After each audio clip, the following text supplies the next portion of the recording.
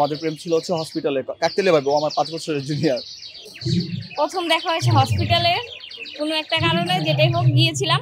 তো ওইখান থেকে আসলে ফ্রেন্ডশিপ থেকে দেন রিলেশনশিপ। না, ভাইয়াই করেছে।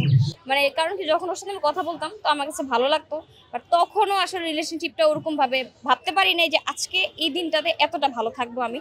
তো আসলে এটা আমার খুব বেস্ট ডিসিশন ছিল হয়তো, বা তখন যদি বুঝতে পারতাম, মানে যখন বলছে তখন সাথে সাথেই বলে দিতাম যে হ্যাঁ হ্যাঁ হ্যাঁ আমি রাজি। সারা বছরও খুব ভালো কাটছে। আমরা 11 বছর যাবত একসাথে আছি, আলহামদুলিল্লাহ ভালো কাটছে। মানে খুব বড় একটা মেসেজ দিছে, আমি খুব ভালো করে দেখিও নাই। আবার নিচে হচ্ছে দেখছি যে সে আমাকে পছন্দ করে এটা বলছে, বাট তখন আসলে রিপ্লাই দেইনি। 3 দিন পরে হচ্ছে রিপ্লাইটা দেওয়া হয়েছে। তখন সে আমার সাথে দেখা করতে আসছে, তখন সামনাসামনি আসলে রিপ্লাইটা দিয়েছি যেভাবে ভালোবাসা মানুষদেরকে বলা হয়। তো তখন সে আমাকে আবার প্রপোজ করেছে, এরকম ভাবে রিলেশনটা। সকালে বেরিয়েছি ভালোবাসা মানুষের সাথে, খুব সুন্দর একটা ফুল পেয়েছি, তো হচ্ছে উইশ করেছে। আর আসলে সারাদিন জানি না কি করব, সে পাশে আছে, এটাই আসলে অনেক বেশি ভালো লাগছে। আমরা বলতে পারবো না যে বিয়ে পর্যন্ত এই পরিণয় বা মানে পূর্ণতা। আমরা একসাথে থাকবো, আমি একটু একসাথে থাকতে চাই ভালোবাসার মানুষের সাথে। প্রত্যেকটা দিনই রঙিন হয় যদি আপনার ভালোবাসার মানুষ পাশে থাকে। আমরা রিয়েল এস্টেট কাপল, একসাথে আমাদের অফিস, আমরা একসাথে বাইকে চলাফেরা করি ডেলি। তারপরে ওর বাসা থেকে নিয়ে যাই, আবার দিয়ে যাই।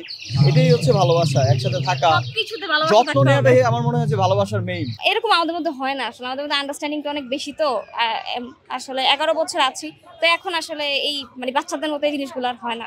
পাঞ্জাবি, আমরা হর্তুকিতে ও শাড়ি নিচ্ছে আর হচ্ছে পাঞ্জাবি নিয়েছে।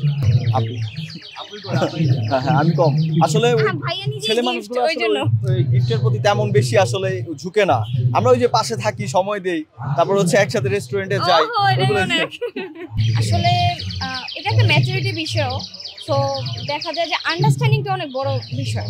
কেউ আমি যদি আসলে তাকে না বুঝি বা সে আমাকে না বুঝে, সেখান থেকে তো আসলে বিশ্বাসটা, সম্মানটা যদি না থাকে, তাহলে রিলেশনশিপটা কখনোই কন্টিনিউ হবে না।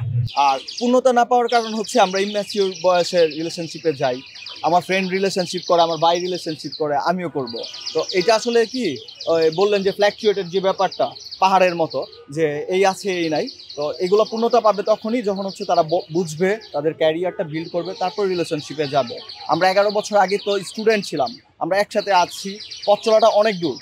এতেই আসলে পূর্ণতা পায় না, আসলে বোর হয়ে যায় অনেক। মানে এই জেনারেশনটা আমরা যতটা বোর হই না। আমরা দিন দিন ভালোবাসাটা এক একটা ভাবে আমরা বহি প্রকাশ করি বা রঙিনভাবে দেখি। গত বছরও কিন্তু আমরা এই জায়গায় আসছি, গত বছরও একসাথেই ছিলাম, সারা জীবন একসাথেই থাকবো, কিন্তু রঙিনভাবে। গত বছর 2024 ছিল একরকম, আজকে আরেক রকম ভাবে 2025 বছর। ওইটা হচ্ছে আমার বাতিজা অসুস্থ ছিল আর ওর ভাই অসুস্থ ছিল, আমাদের একই ক্যাবিনে 2টা বেড ছিল। তারপর হচ্ছে ওরা আমি ফার্স্ট দেখি, তারপর ফেসবুকে মাধ্যমে আর কি কন্ট্যাক্ট করি। দেন হচ্ছে ফেসবুকে আমরা কয়েকদিন কথা বলার পরে 7 দিন পরেও আমাকে রিপ্লাই করে। রেসপেক্টটা অনেক বড় একটা বিষয়। সো আসলে নিজের পার্টনারকে রেসপেক্ট দিতে হবে, সেটা ও আমাকে দিবে, আমি তাকে দিব। ট্রাস্টের একটা ইস্যু আছে, ট্রাস্ট অবশ্যই করতে হবে। আর ছোট ছোট এফোর্টগুলো আসলে অনেকটা ম্যাটার করে।